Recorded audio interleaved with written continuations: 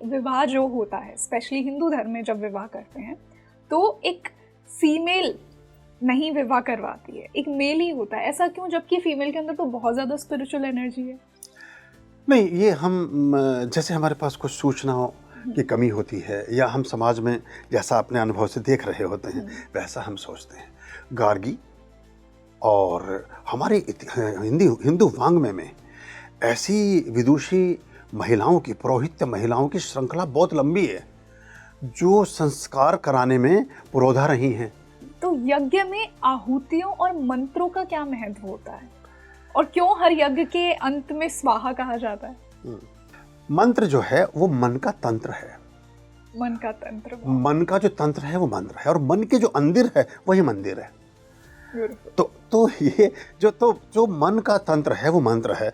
तो मन को ही निश्चित कर पाएंगे, निष्पादित कर पाएंगे, संतुलित और संयोजित कर पाएंगे तो आप एक स्वस्थ, समग्र रूपेण और अच्छे मनुष्य होने के अधिकारी हो सकते हैं। किसके अंदर पात्रता है यज्ञ करने की? क्या एक बहुत ही आध्यात्मिक इंसान जो कि एक स्पिरिचुअल लेवल पे इवॉल्व हो चुका है, क्या वही यज्ञ कर सकता है, या फिर कोई सीख कर भी यज्ञ कर सकता है खुद की आध्यात्मिक जर्नी को आगे बढ़ाने के लिए? लेकिन एक परमात्मा के इतने बड़े विधान को आप चलाने चले हैं और हमें कुछ नहीं पता, तो हमें सीखना चाहिए, आना चाहिए। कर हर कोई सकता है। स्त्रियां अपने विशेष दिनों को छोड़ करके कर सकती हैं। कुछ ऐसे लोग जो रोगी हैं उनको बचना चाहिए। कुछ ऐसे लोग जिन्होंने तामसिक पदार्थ का इस्तेमाल, सेवन कर रखा है, उन्हें यज्ञ में नहीं बैठना चाहिए। कुछ वस्त्र ऐसे जिनका निषेध होता है अग्निहोत्र में, नीले, काले, हरे रंग के वस्त्र पहनकर यज्ञ नहीं करने चाहिए।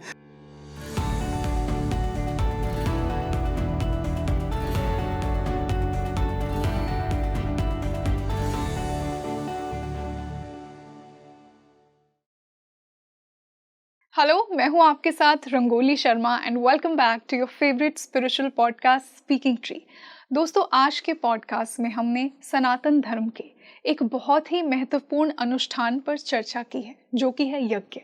देखिए, यज्ञ सिर्फ अग्नि में आहुति देना नहीं है, ये एक कॉस्मिक ऑर्डर है, ये दिव्य शक्तियों से बातचीत है, देवी देवताओं का आह्वान है।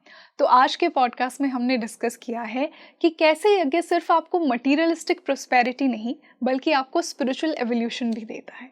तो आज हमने सनातन धर्म के इसी अनुष्ठान को बहुत ही रहस्यों के साथ समझा है। और आज जो इस खास डिस्कशन के लिए मेरे साथ गेस्ट जुड़े हैं, उनको आपने स्पीकिंग ट्री पर पहले भी बहुत पसंद किया है। मैं स्वागत करना चाहूँगी spiritual coach, Jagat Guru professor Aryam जी महाराज का। गुरु जी, बहुत बहुत स्वागत है आपका स्पीकिंग ट्री पर।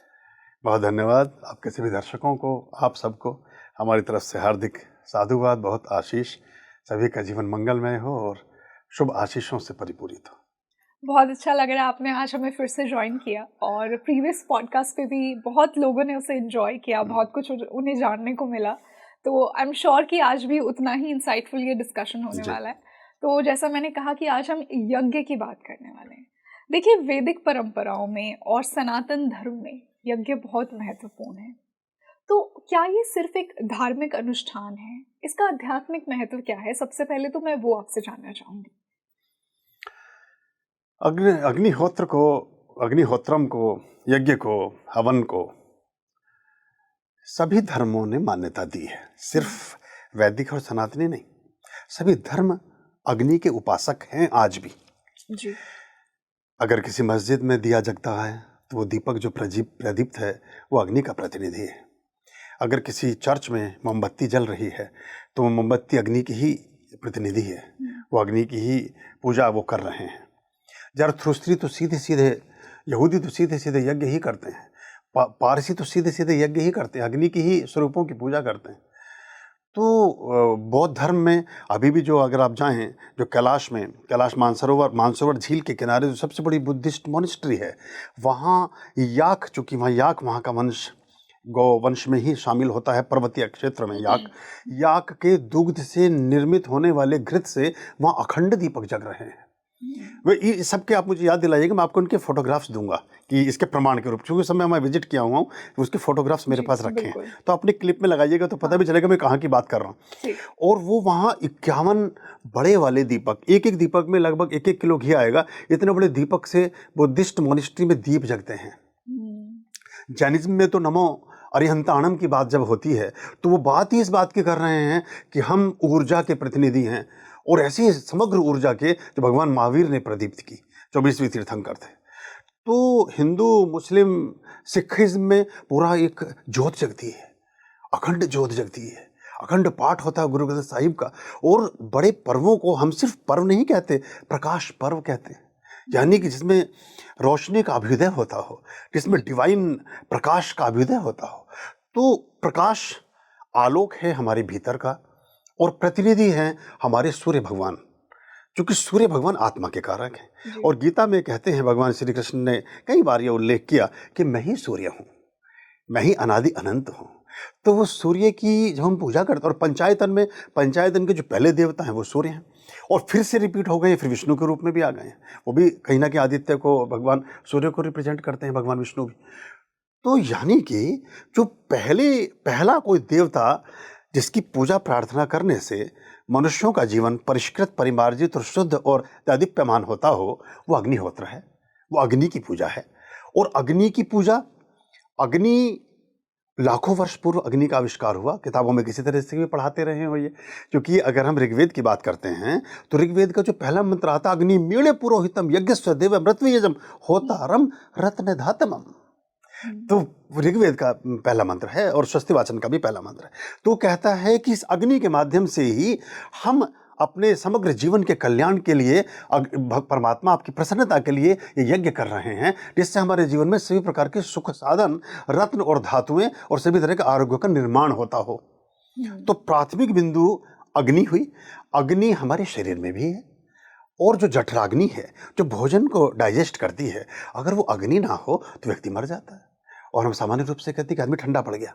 और सबसे जो नब्ज आप चेक करते हो, वो जो, और ये तापमान जो है, ताप जो है, ये अग्नि ही तो है। अगर ये 4 डिग्री ज़्यादा होगा तो आदमी हॉस्पिटलाइज्ड हो जाएगा, उसे फीवर हो जाएगा, और ये डाउन हो गया तो भी हॉस्पिटलाइज्ड होगा। यानी कि इसका भी संतुलन होना चाहिए। तो ये अग्नि ही तो है, और अग्नि तंत्र की पुरोधा है। अग्नि, चूंकि जो रश्मि है, रश्मियाँ सूर्य की बेटी है, तो जो रश्मियां हैं, फ्लेम में भी तो अग्नि की रश्मियां ही तो निकलती हैं। तो वो अग्नि की रश्मि से ही आप सब तरह की चीज़ों को अपने मतलब का बना पाते हो। हवाई जहाज अगर दौड़ रहा है तो अग्नि की ताप, पेट्रोल डलता है ना उसमें, उसी से तो दौड़ रहा है। कोई वाहन आप चला रहे हो तो अग्नि ही तो है, वो उसी से तो चल रहा है। जो भोजन हमने ग्रहण किया, वो भोजन अंततोगत्वा अग्नि में ही परिवर्तित होता है, जिससे हमारे शरीर में ऊर्जा का अनुभव होता है, हम एनर्जेटिक फील करते हैं, हमारे अंदर कैलोरी बनती हैं, फिर उससे हम कार्य क्षमता को संपादित करने के योग्य हो पाते हैं। उन दिन भर में इतना काम करते हैं, तभी हम ये नाश्ता करते हैं, हम भोजन करते हैं, सब कुछ करते हैं। ये अग्नि प्राथमिक बिंदु है किसी भी तरह की ऊर्जा का। इसलिए धार्मिक कर्म कांडों में, क्रियाकलापों में अग्नि की महत्वपूर्ण प्रतिष्ठा है। ये सर्वग्राह्य और सबसे प्राथमिक बिंदु है जो परमात्मा से जुड़ा है, इसलिए, और सूर्य से जुड़ा है, ब्रह्मांड से जुड़ा है, हमारे जीवन से जुड़ा है। अगर अग्नि ना हो तो, अगर कोई ऐसा हमारे पास सुविधा हो सकती होती कि हम सूर्य को स्विच ऑफ कर सकते होते, तो 2 घंटे में इस पृथ्वी पर से जीवन समाप्त हो जाता। क्यों? क्योंकि जो सूर्य की जो अग्नि है, उस अग्नि से पेड़ पौधे क्लोरोफिल बनाते हैं। उस क्लोरोफिल से ऑक्सीजन का निर्माण होता है, और उस ऑक्सीजन से आप जिंदा रहते हैं। क्यों? कैलाश के दुर्गम दीर्घ परिधियों में हमें ऑक्सीजन ना होने की वजह से बहुत से लोगों का प्राणांत हो जाता है। जब डोलमा पास से आगे जाते हैं कैलाश मानसरोवर यात्रा में, तो चारों तरफ बर्फ ही बर्फ है, तो वहाँ वनस्पति नहीं है, वनस्पति नहीं है तो ऑक्सीजन नहीं है, ऑक्सीजन नहीं है तो सांस खींचना पड़ता है, तो कपूर लेके चलते हैं। कपूर अग्नि का सबसे बड़ा उत्प्रेरक होता है, तो इसलिए उसको सूंघ सूंघ करके फेफड़े काम करते हैं। तो अग्नि तो प्राथमिक बिंदु हर तरह की चीज़ों के लिए। कुछ भी आप करें, अब मोटरसाइकिल चलाएं तो आग से चल रही है, सब कुछ आग से चल रहा है, हम और आप भी आग से ही चल रहे हैं। और जो जितने सैनिक हुए, जितने हमारे परमाणु बम हैं, जितनी भी तरह के, आपने रामायण महाभारत में दृश्य देखे होंगे कि एक तीर चलता है, उसमें से आग निकलती है, एक दूसरा तीर छोड़ते हैं, उसमें से पानी बरसता है। तो अग्नि विध्वंस का भी कारक है, अग्नि सृजन की भी प्रतिनिधि है, और अग्नि हमारे जीवन की भी प्रतिपादक है। तो इसलिए अग्नि की इतनी प्रतिष्ठा है। जी बिल्कुल। वैसे तो सारे तत्व बहुत महत्वपूर्ण हैं, पर अग्नि ही देवत्व का प्रतीक कहीं ना कहीं, जैसा आपने कहा, कि माना गया है। तो गुरुजी, क्या पात्रता भी एक इंसान के अंदर होनी चाहिए कि वो यज्ञ या हवन कर सके? और ये मैं इस संदर्भ में पूछ रही हूँ कि विवाह जो होता है, स्पेशली हिंदू धर्म में जब विवाह करते हैं, तो एक फीमेल नहीं विवाह करवाती है, एक मेल ही होता है, ऐसा क्यों, जबकि फीमेल के अंदर तो बहुत ज़्यादा स्पिरिचुअल एनर्जी है? नहीं, ये जैसे हमारे पास कुछ सूचनाओं की कमी होती है या हम समाज में जैसा अपने अनुभव से देख रहे होते हैं वैसा हम सोचते हैं। गार्गी और हमारे हिंदू वाङ्मय में ऐसी विदुषी महिलाओं की, पौरोहित्य महिलाओं की श्रृंखला बहुत लंबी है, जो संस्कार कराने में पुरोधा रही हैं, एकनिष्ठ रही हैं। जैसे मैंने आपको गार्गी का नाम दिया, बहुत सारे नाम हैं। ऐसे 50 विदुषी महिलाएं रही हैं जो संस्कार कराती हैं और करती हैं। आज भी बहुत से स्थानों पर संस्कार में महिला पुरोहितों का योगदान होता है। अगर आप जाएंगे द्वारका जी, तो द्वारका जी में सोमनाथ मंदिर के पास जो सूर्य का मंदिर है, उसकी जो मेन प्रीस्ट हैं उसमें सिर्फ महिला ही हो सकती है। उसकी वो कंडीशनिंग है, मतलब कोई भी आज तक पिछले 500-700 वर्षों में, आज भी आप जाकर देख लीजिए, वहाँ महिला ही मिलेंगी सूर्य मंदिर की मुख्य उपासक। कोणार्क मंदिर में जितनी प्रचालन हुआ है सब स्त्रियों ने ही कराया है। वास्तु के सारे प्रयोग, 1100 साल पुरानी बात बता रहा हूँ, 9वीं शताब्दी में कोणार्क मंदिर का निर्माण हुआ, जहाँ से घड़ी का आविष्कार हुआ और घड़ी के 24 फलक हमने रथ के पहिए से लिए। तो वो जो है वो भी वहाँ भी महिलाओं का रहा है। अभी भी बहुत सारी परंपराओं में महिलाएं कराती हैं। महिलाओं के साथ अपनी कुछ प्रतिबद्धताएं हैं, विशेष रूप से स्वास्थ्य के दृष्टिगत। उनके कुछ दिवस ऐसे हैं जिन दिवस में वो शुद्धतम रूप में नहीं होती हैं, या ऐसे कुछ विशेष कार्य हैं जिनको करने की मनाही होती है। तो अगर वो पुरोहित है, उसी डेट्स में विवाह की चीज़ पड़ रही है, विवाह की तिथि आ रही है, तो उसमें एक्सक्यूज कर लेगी, मना करेगी या नहीं कर पाएगी, इसलिए उसमें कहा गया। लेकिन अग्नि की उपासका के रूप में भगवान विष्णु ने तो विशेष वरदान दिया, तभी तो तुलसी का, वृंदा का और सबका प्रादुर्भाव हुआ। वो कहते हैं कि तुम पूजोगी तो तुरंत फलित होऊंगा, और तुम नहीं पूजोगी तो पुरुषों को तो बहुत समय लगेगा। तो महिलाओं के पाठ करने से तो और ज्यादा लाभ मिलता है, होना चाहिए, कराना चाहिए। हाँ, हमारे यहाँ तो नहीं है, कॉमन नहीं है, क्योंकि हमने स्त्रियों को हमेशा एक दोयम दर्जे की प्राणी माना है, और दूसरा ये माना है कि हम इनका शोषण करें, इनको थोड़ा दबा। पुरुष समाज, भैया मुझे मेरे से बुरा मत मानना तुम, लेकिन समझाने के लिए बतानी पड़ती हैं सारी बातें। तो हम स्त्रियों को हमेशा एक निरीह और उपेक्षित और दोयम दर्जे की प्राणी मानते रहे। हर जगह हमने उनको नीचा दिखाने का प्रयास किया। तो इसलिए इसके पीछे ये भी कारण रहा पौरोहित्य वर्ग का। लेकिन ऐसा कोई, अब देखिए जो सीता माता हैं, वो तो साक्षात ज्वाला ही तो फाड़ती है धरती को, जिसमें वो समा जाती है। और वो जो पूर्व का पुराण का प्रतिकार है, और वो अग्नि का ही तो है। तो अग्नि में हमने ज़्यादा चलन किया, नहीं ज़्यादा हमें देखने में आता है, लेकिन अग्नि के संस्कार में स्त्रियों का बराबर योगदान है, क्योंकि वेद के वचन से अग्नि के प्रचालन का विस्तार होता है, अग्नि का विस्तार होता है। अग्नि की प्रतिष्ठा का जो आधारभूत केंद्र हैं वो हमारे वेद हैं, चारों वेद जो हैं। उन वेदों में कहीं स्त्री और पुरुष नहीं लिखा है, एक भी जगह प्राणी मात्र लिखा है, मनुष्य मात्र लिखा है। एक भी जगह नहीं लिखा है कि हे स्त्रियों तुम ये मत करना, हे पुरुषों तुम ये मत। एक भी मंत्र नहीं बता सकते हैं आप मुझे लाखों मंत्रों में से। ये हम नहीं बनाया बस। ये हम अपनी, अब किसी ने कोई बात किसी को ऊंचा नीचा दिखाना है तो वो इस बात को बोल देता है, ये ऐसा करके है। और जो मंडन मिश्र की पत्नी है, वो सारे संस्कार तो वही करती थी। आदि शंकर के साथ उनका बड़ा एक शास्त्रार्थ हुआ है, तो उनसे बड़ा आचार्य कोई हुआ नहीं। तो माया देवी तो वो तो उनके तो यज्ञ आज तक, मतलब शास्त्र उस पर रिसर्च कर रहा है, जिस तरह के यज्ञ करती थी वो। तो हम समझते नहीं हैं, इसलिए ऐसी बातों का हम, हाँ, हमारे देश में ऐसा रहा कि लगभग 9वीं शताब्दी से और अभी 75 साल पहले तक, 80 साल पहले तक हमारे यहाँ विदेशी आक्रांताओं का बोलबाला रहा। तो स्त्रियों का संस्कार कराने जाना, संस्कार कराते कि घर वापस आना, ये सुरक्षित नहीं था उनके मान सम्मान मर्यादा के दृष्टिकोण से भी और सामाजिक व्यवस्था के दृष्टिकोण से भी। तो वो इसलिए कुछ चीज़ों में कहा गया कि भाई आप मत जाओ।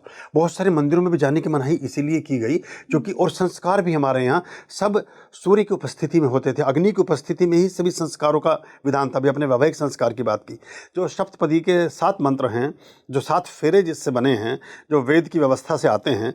अथर्ववेद से बहुत सारे मंत्र हैं, ऋग से हैं, साम से हैं, युजुर से भी हैं, कुछ बाकी उपनिषद से।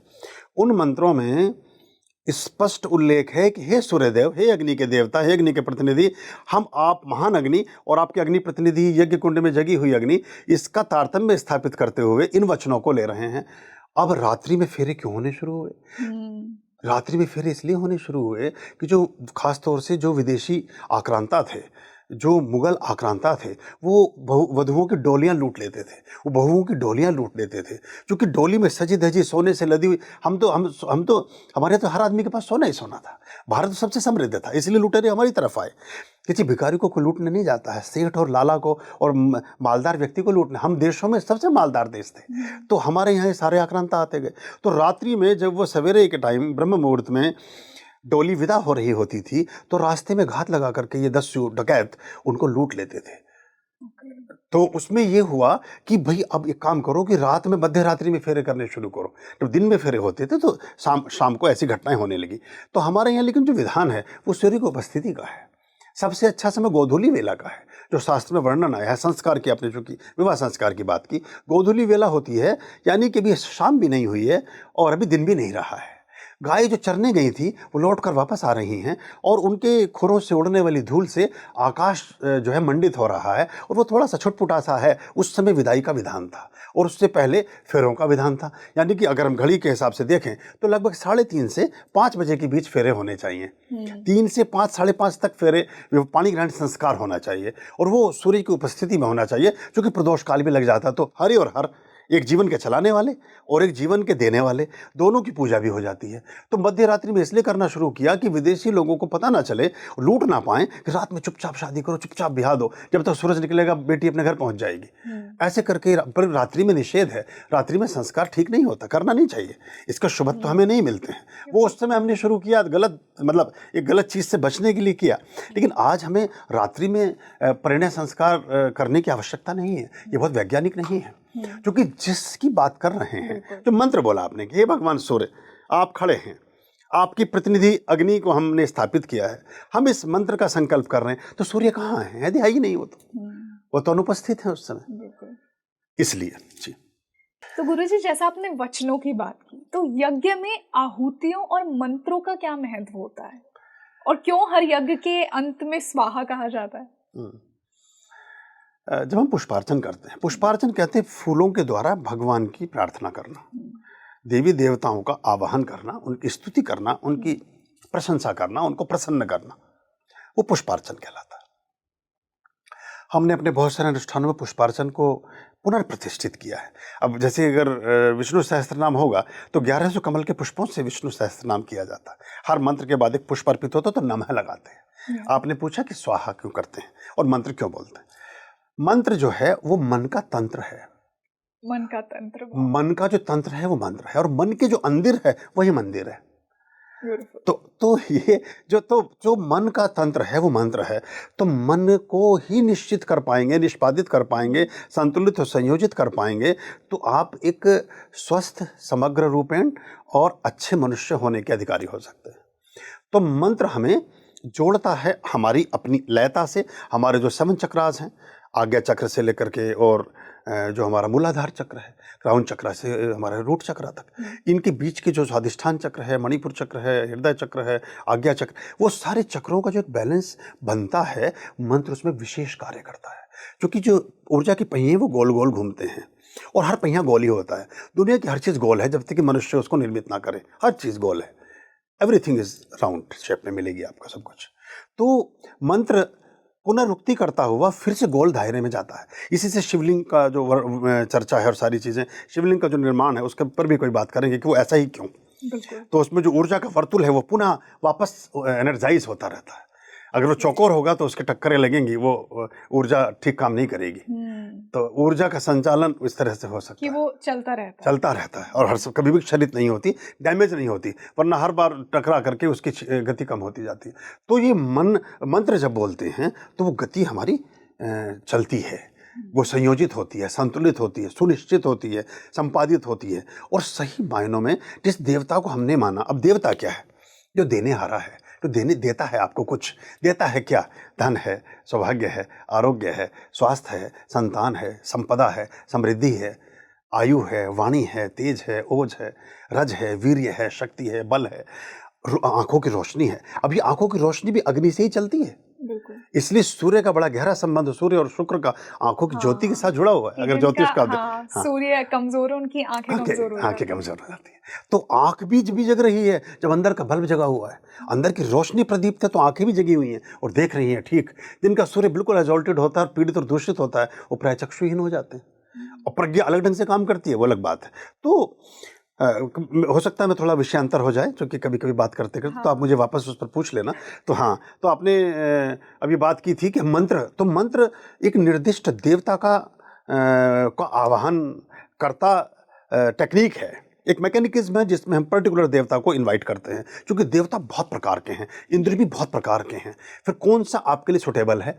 जैसे कि मेडिकल स्टोर पर 500 तरह की दवाइयाँ हैं, लेकिन सब आपके लिए नहीं, क्योंकि सब तरह की आपको आवश्यकता भी नहीं। तो जिसकी आवश्यकता है उस निर्दिष्ट देवता को जब हम आमंत्रित करते हैं तो मंत्र उसमें सहायक होता है। जैसे उसका हमने नाम लिया, जैसे हमने उसकी बात की, उसके गण की, उसके स्वरूप की बात की, उसके गुणवाचक संज्ञा की बात की, तो जो गुणवाचक रूप से हमने उसको इनवाइट किया और संज्ञात्मक रूप से उसको इनवाइट किया, उसमें फिर उसको निर्दिष्ट पदार्थ चाहिए।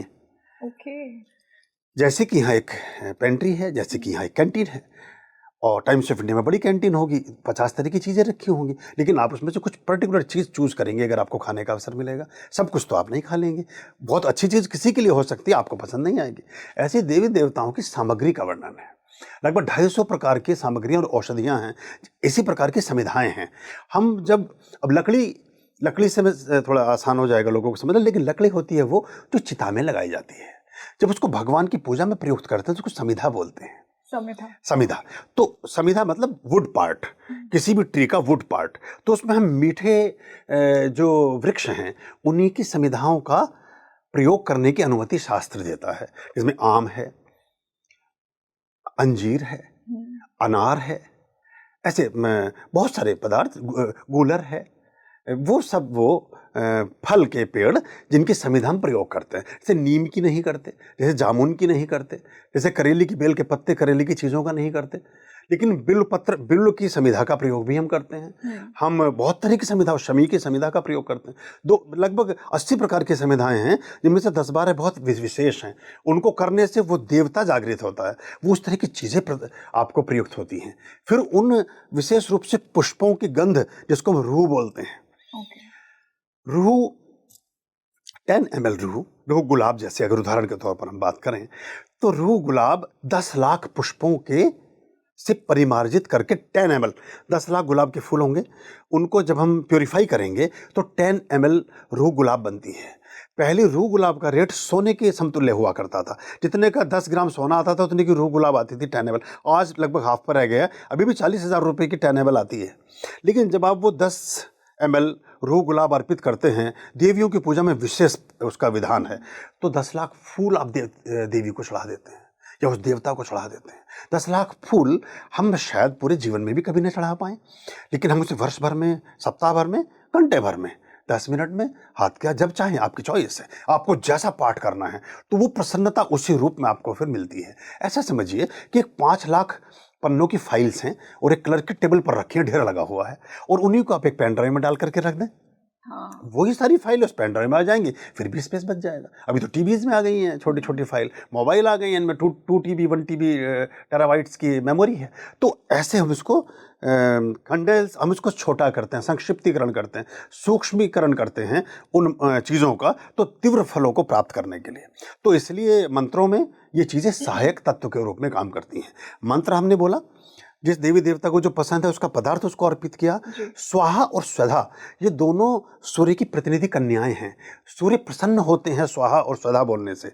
स्वधा बोलते हैं हम जब तर्पण करते हैं, तर्पण के भी यज्ञ हैं, और जब अर्पण करते हैं तो अर्पण में हम स्वाहा बोलते हैं। स्वाहा का मतलब है कि ये मेरा स्वत्व था, ये मेरा होम था, ये मेरा भविष्य था, ये अब मेरा नहीं रहा, ये अब आपका है, मैं इसको आपको अर्पित करता हूँ और आप इसको ग्रहण करें। क्योंकि आपके घर कोई मेहमान आया, आपने बहुत सारा भोजन उसको परोसा, लेकिन आपने कहा तो है ही नहीं कि खाइए, तो वो थोड़ा सा शिष्टाचार के विरुद्ध लगता है। आदमी को लगता है कि मुझे बुलाया तो जरूर, लेकिन मुझे ये कह तो रहे ही नहीं है कि आप पानी पिएं, आप चाय पिएं, आप खाना खाएं।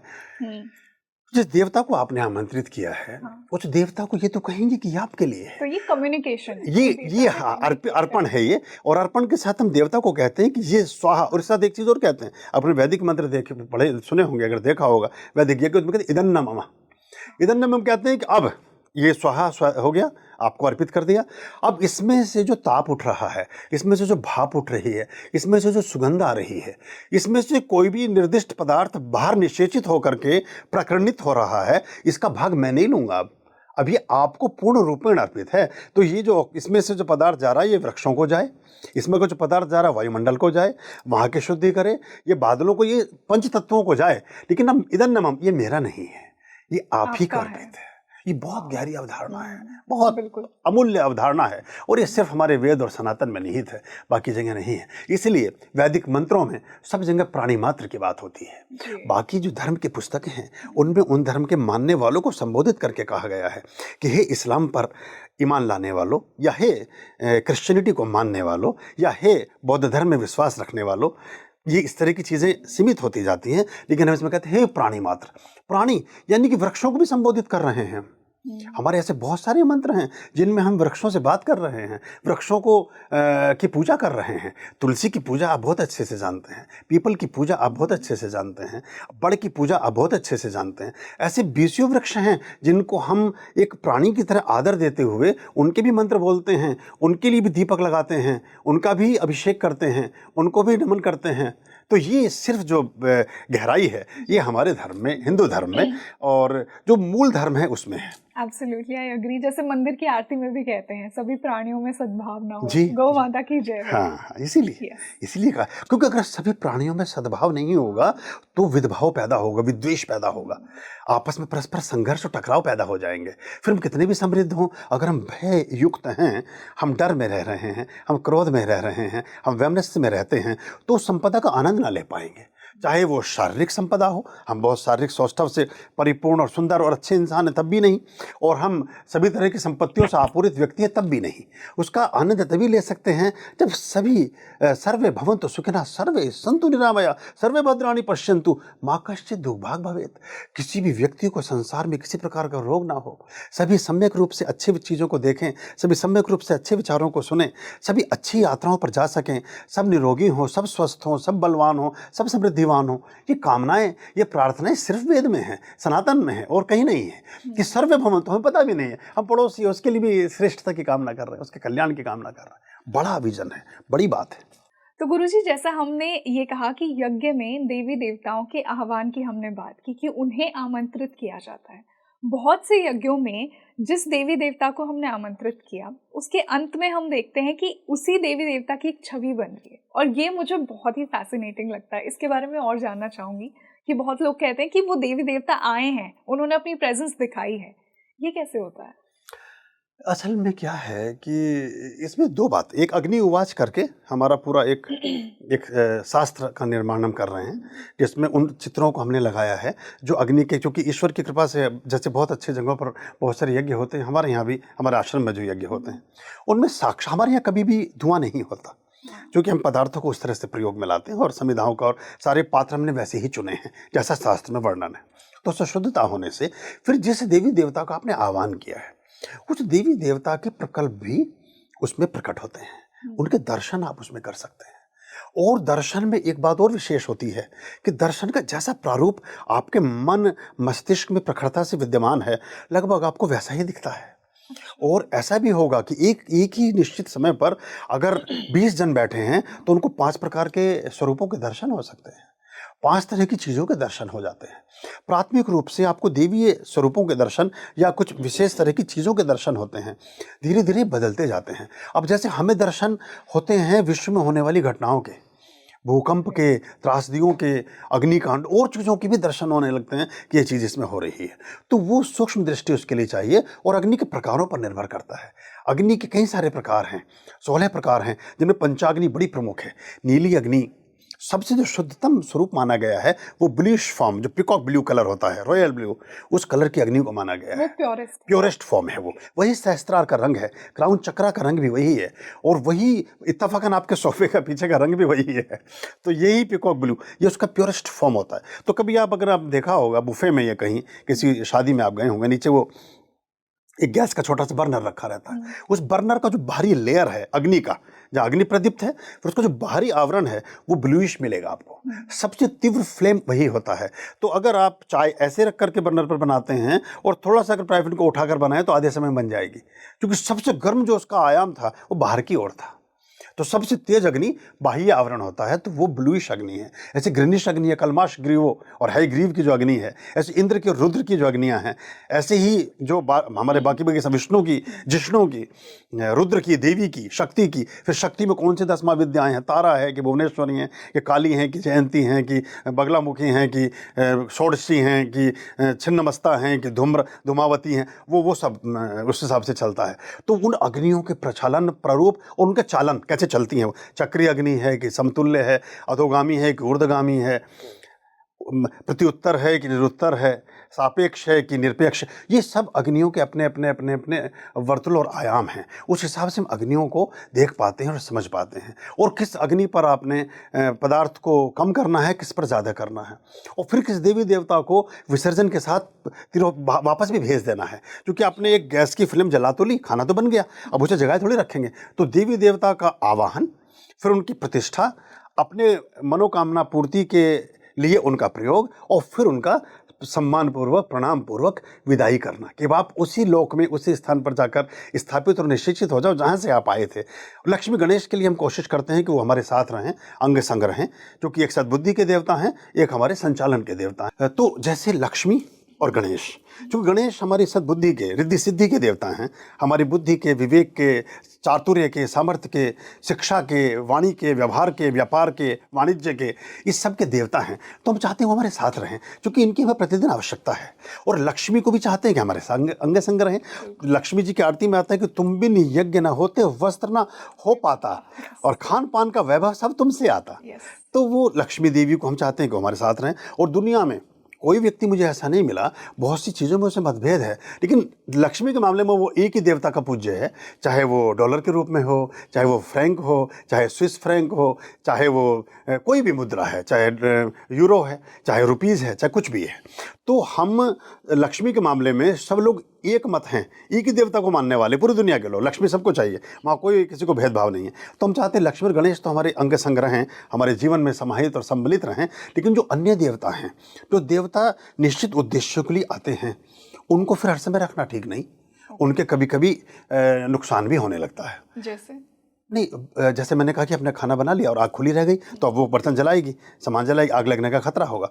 तो ऐसे कई गण ऐसे हैं, भैरव के कुछ रूप हैं, काली के कुछ रूप हैं, ऐसे रुद्र के कुछ रूप हैं, है ना। ये निदम भूतम भुवन भविष्यत परिग्रहित ममृतेन सर्वम, ये न यज्ञ सप्ताह होता। तो वो जो बात है, 7 प्रकार के जो होता बैठे हैं उसमें ये निदम यज्ञम, तो वो किससे की बात हम कर रहे हैं, कौन से देवता की बात कर रहे हैं, किसको हम चाहते हैं कि हमारे जीवन के भौतिक और सामाजिक संस्कारों में हमारे साथ शामिल हो सकें। ये एक ध्यान रखने वाली चीज़ होती है। तो सभी को नहीं रख सकते हैं घर में, सारी चीज़ें नहीं रख सकते हैं घर में। फ्रिज में आप दूध रख सकते हो, फ्रिज में आप दही रख सकते हो, शहद रख सकते हो, तेज़ाब नहीं रखोगे फ्रिज में। लेकिन तेज़ाब की भी आवश्यकता है, कहीं वो भी काम करता है। तो किसी बारूद की भी आवश्यकता है, कहीं वो भी काम करता है। लेकिन उसके तो बंकर भी कहीं बाहर ही बनाए जाते हैं। और अगर परमाणु है तो शहर के भी बाहर तो वो उस पर डिपेंड करता है कि कैसी ऊर्जा आप आमंत्रित करते हैं। तो अगर मैं कंक्लूड करूं तो इसका मतलब ये है कि देवी देवता अपनी प्रेजेंस दिखा रहे हैं। अगर वो जिस तरह की फ्लेम की शेप बन रही है, जिस तरह का कलर हो रहा है, और अगर वो नहीं बनती है तो मतलब वो कहीं ना कहीं अनसक्सेसफुल हुआ है, थोड़ी इम्प्योरिटी थी उस यज्ञ में। ऐसा नहीं, ऐसा हम एक्चुअली हम देखना नहीं जानते। ओके, एक बात। दूसरी बात, गणेश जी ऐसे ही हैं, इसकी क्या गारंटी है। अब ये डिफरेंट बात कर रहा हूं मैं, एकदम आपको थोड़ा झटका लगेगा सभी लोगों को। शिव जी ऐसे ही हैं, ये तो आपने फिल्मों में देखे हैं, ये तो आपने चित्रों में देखे हैं, लेकिन क्या वास्तविक शिव ऐसे हैं? लेकिन वो वास्तविक शिव प्रकट हो गए हैं यज्ञ में, और आपको उनका ज्ञान और ध्यान नहीं है, तो पहचानिएगा कैसे?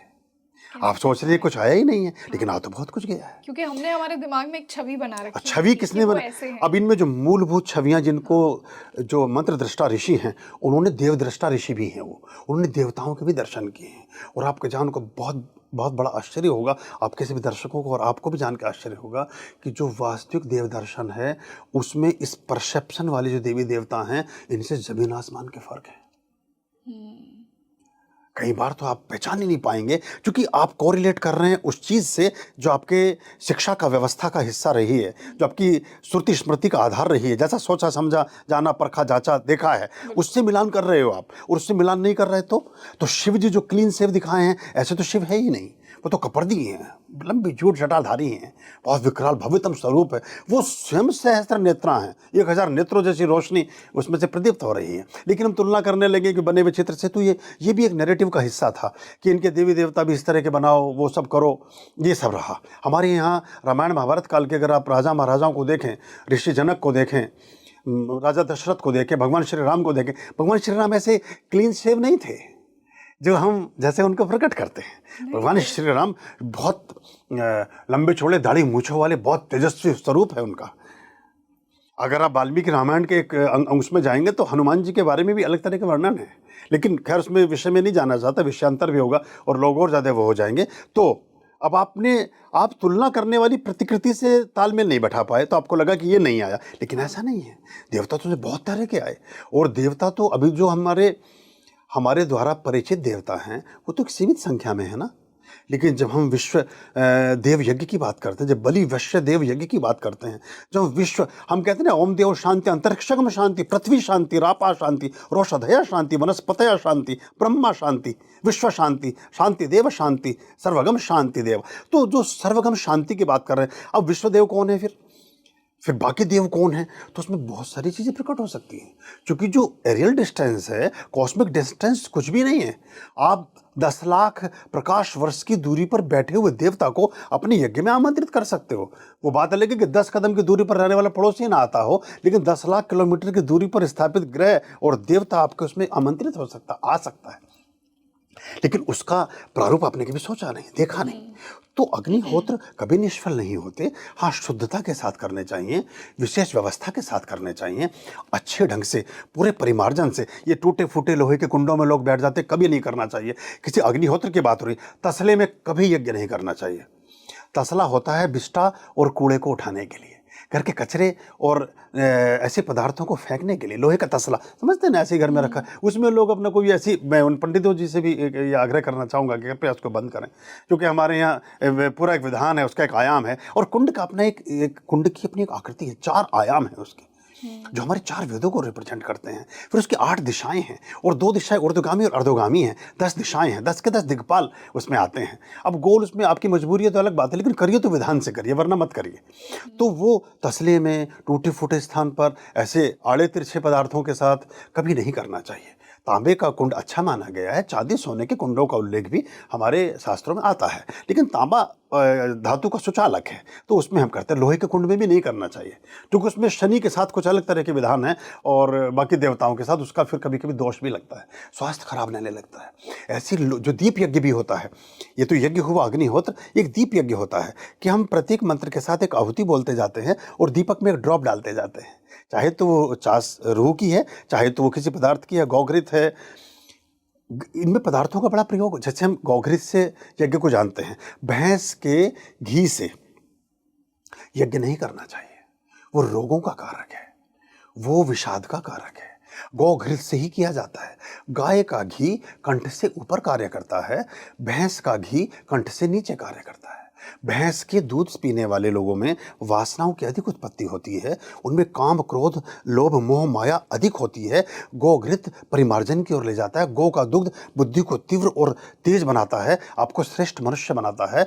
1000 प्रकार की उसमें गुण है, 100 प्रकार की बीमारियों को खत्म करता है। इसलिए गोघृत और गो दुग्ध का विधान है। अभिषेकम गो दुग्ध से होता है, आजकल पैकेट में आ रहा है, हम सब उसका इस्तेमाल करते रहते हैं, बचना चाहिए उससे हमें। तो ये गौघृत से यज्ञ है, बादाम के शुद्धतम तेल से यज्ञ है, अलसी के तेल से यज्ञ है, सरसों के तेल से यज्ञ है। ऐसे बहुत सारे पदार्थ जिनमें तिल के तेल से यज्ञ है, तिल के बीज से यज्ञ है।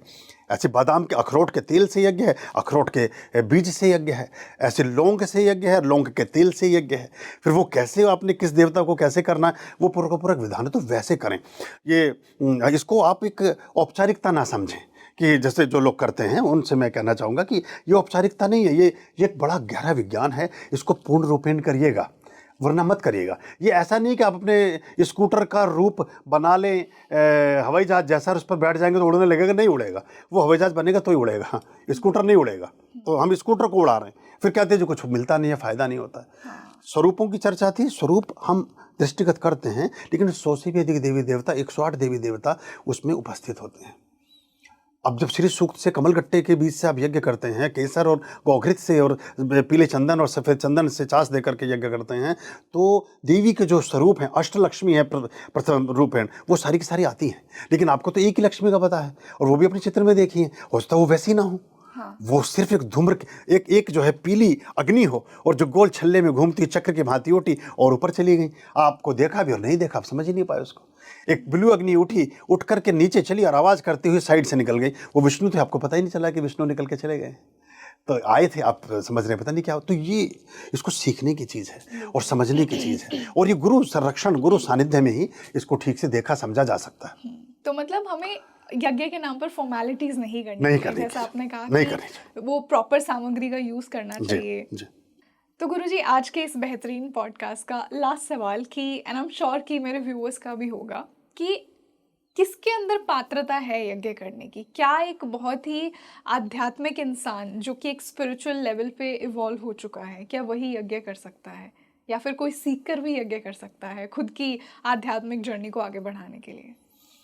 एक छोटी सी हम स्कूटर मोटरसाइकिल लेकर गाड़ी चलाते हैं, उसके लिए सरकार एक लाइसेंस देती है कि ये पात्र हैं, ये कर सकते हैं। उसका टेस्ट होता है, उसका एग्जामिनेशंस होते हैं, उसको आप क्वालिफाई करते हैं, तब जाके आप उस मोटरसाइकिल या कार को चला सकते हैं। लेकिन एक परमात्मा के इतने बड़े विधान को आप चलाने चले हैं और हमें कुछ नहीं पता, तो हमें सीखना चाहिए, आना चाहिए। कर हर कोई सकता है। स्त्रियाँ अपने विशेष दिनों को छोड़ करके कर सकती हैं। कुछ ऐसे लोग जो रोगी हैं उनको बचना चाहिए। कुछ ऐसे लोग जिन्होंने तामसिक पदार्थ का इस्तेमाल सेवन कर रखा है, उन्हें यज्ञ में नहीं बैठना चाहिए। कुछ वस्त्र ऐसे जिनका निषेध होता है अग्निहोत्र में, नीले काले हरे रंग के वस्त्र पहनकर यज्ञ नहीं करने चाहिए, क्योंकि जिन देवताओं का आप आह्वान करने चले हैं देव यज्ञ में, वो इन रंगों से उनका डिस्कनेक्ट बनता है। और फिर राहु की शक्तियाँ आमंत्रित होंगी, शनि, कुछ और चीज़ें होंगी। तो आप इसमें इसलिए लाल, पीला और सफ़ेद, इनसे संबंधित रंग या ये रंग पहनकर ही यज्ञ करना चाहिए। स्नान के बाद ही यज्ञ करना चाहिए, बिना नहाए धोए नहीं करना चाहिए। लहसुन, प्याज, अंडा, मांस, मछली खा करके हवन कभी भी नहीं करना चाहिए। वो हवन कभी प्रतिफलित नहीं होते हैं, उनका कोई फल प्राप्ति नहीं होता है, या कुछ उल्टा हो सकता है। तो ऐसी चीज़ों को हमने उसमें जो एक कौन कर सकता है, कोई भी कर सकता है, क्योंकि जो पहला आचमन है, ओम अमृता पस्त्रण मसीह स्वाहा, तो कहता है तुम अमृत के तुल्य हो, भगवान शिव के जटाओं से निकली हुई गंगा, मैं तुम्हें आधान करता हूँ, तुम्हें सेवन करता हूँ, जो कंठ तक जाता है, फ्यू ड्रॉप ऑफ वाटर, वो आपने लिया। तो वो आपने अमृता पस्त्रण मसीह स्वाहा, अमृता पिधान मसीह स्वाहा, सत्यमेव शरीर में श्री श्रीताम स्वाहा। तो तुम ही दुनिया में सबसे सत्य हो, तुम्हारा ही वर्ण करने योग्य है। मैं जल के आधान के रूप में तुम्हारा सेवन करके पवित्र हो गया हूँ, और अब अग्नि करने का, अग्निहोत्र करने का अधिकारी हो गया हूँ।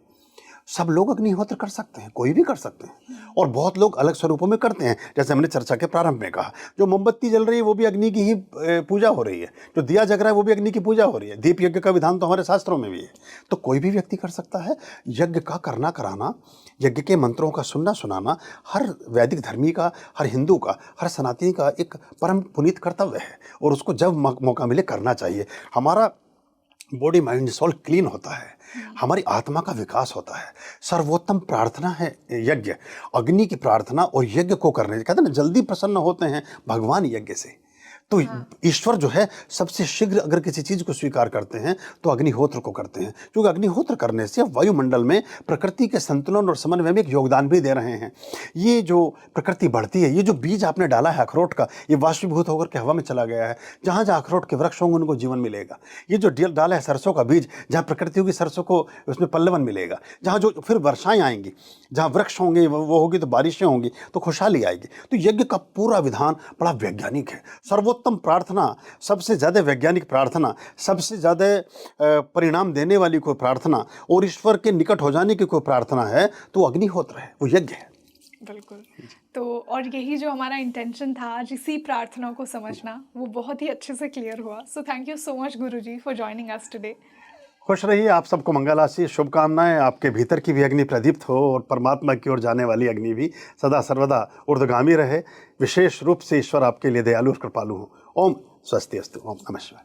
तो आज हमने सनातन धर्म की एक बहुत ही इम्पॉर्टेंट प्रैक्टिस और रिचुअल को जाना, जो कि है यज्ञ। जैसा गुरुजी ने कहा कि भगवान के निकट जाने का एक बहुत ही अच्छा प्रैक्टिस, एक बहुत ही अच्छा रिचुअल है यज्ञ, और उसी को आज हमने जाना। स्पीकिंग ट्री के माध्यम से मेरा यही इंटेंशन कि ऐसे ही सनातन धर्म से जुड़े जो रिचुअल्स हैं मैं आपको उनकी रियल क्लैरिटी दूँ, और आज गुरुजी ने हमारी वो इच्छा पूरी की। तो आप मुझे कॉमेंट सेक्शन में बताइए कि आपको आज का ये यूनिक टॉपिक कैसा लगा। हमने आज एक बहुत ही इंटरेस्टिंग और इम्पॉर्टेंट टॉपिक को उठाया एंड आई फेल्ट कि इसके बारे में हमें ज़रूर चर्चा करनी चाहिए। तो हम मिलते हैं जल्दी एक और बेहतरीन पॉडकास्ट के साथ, और इस पॉडकास्ट को ज़्यादा से ज़्यादा शेयर कीजिए, क्योंकि सनातन धर्म को और लोगों को और अवेयर कीजिए इसके बारे में।